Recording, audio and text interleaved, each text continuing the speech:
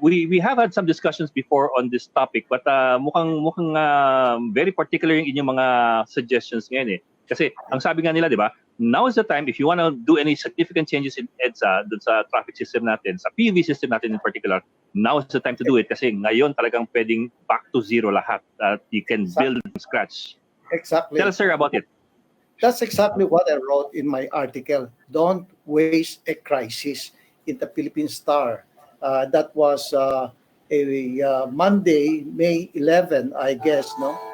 And then I said that this period wherein we are shifting, we are transitioning to normal activities is the right time to introduce, to dry run a new transportation system.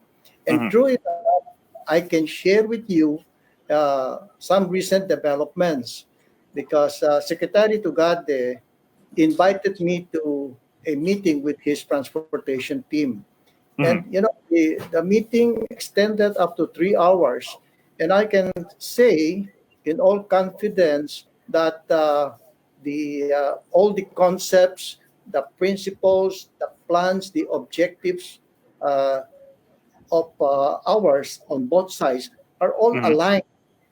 And I can say with all confidence that Secretary Tugade is determined to institute reforms. And he is going to do that when the lockdown is shifted to general community GCQ. quarantine. Yes, yes. Sige sir, give us the lowdown sir. Yung napagkasunduan ninyo, at least yung in principle, ano yung mga napagkasunduan, yung mga konsepto na pwede nang isalang? Okay, ganito, no? Gusto niyo bang makita muna yung slides para makita natin yung problema? Because the solutions are based on the problems. Okay. No? Yeah, yung slide na yun, yung slide na yan, number 2, I guess, will show you the problem.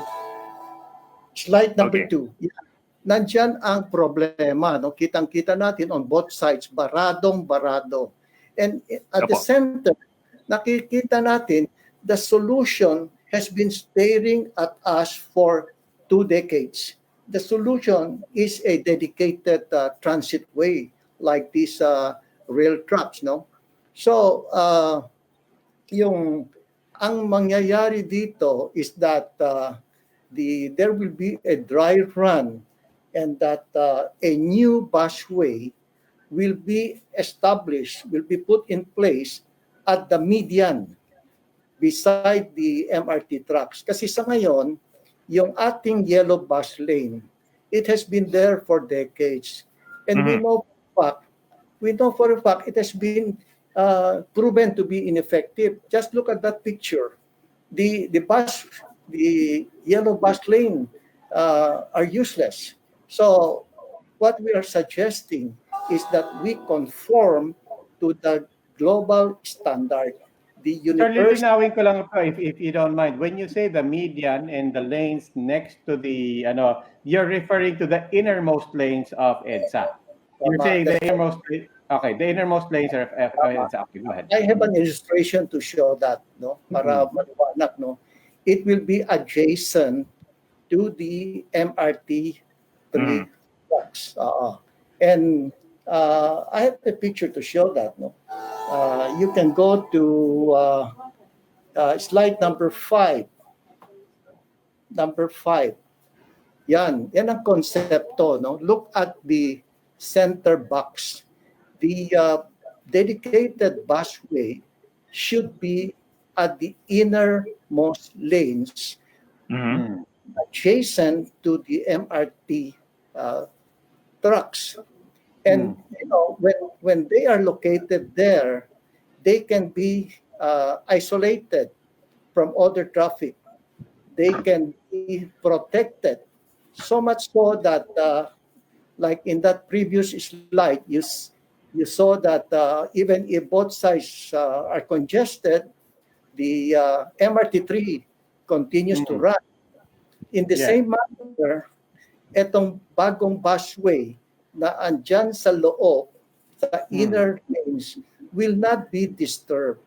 Will not Sir, This is very interesting, and personally, it reminds me of the bus rapid transit system in Jakarta, where the buses have a dedicated lane in the middle, innermost lane. But in that case, you need infrastructure because the stations will have to be in the middle of EDSA as well. How will that work? Kung wala right now ang mga bus stop is on the outermost lane. Yes. How will it work? You're going to have to put bus stops in the middle of EDSA. Yan ang ideal na dedicated busway.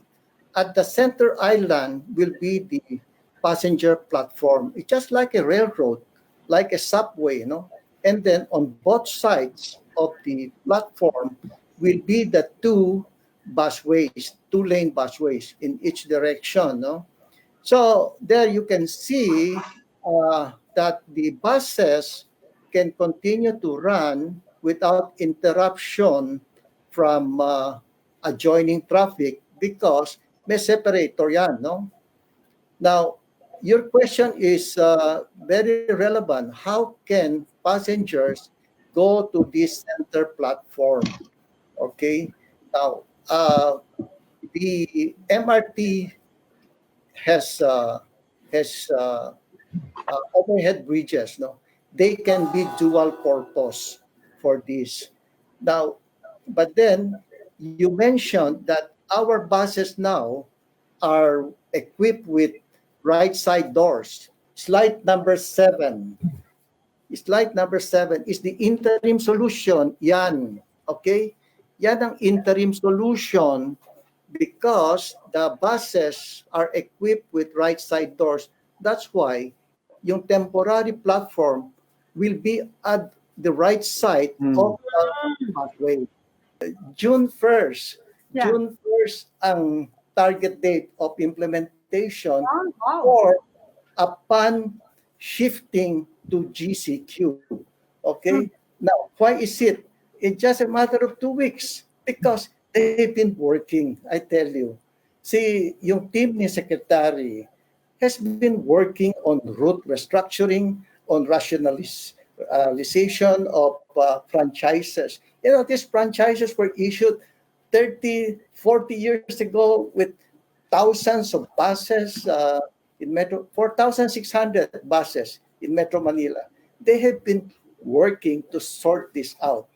So by the time that this plan is complemented with the new busway, tamang-tama it dovetails because you need the busways in order to increase the efficiency of these buses.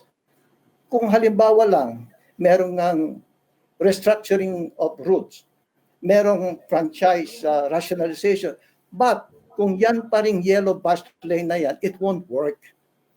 It has to be complemented with these new busways. So that's why Secretary Tugade is determined. He told us he is not happy with this status quo. He's not happy. So he wants reform. He wants change. And I can tell you, based on our meeting, change is coming.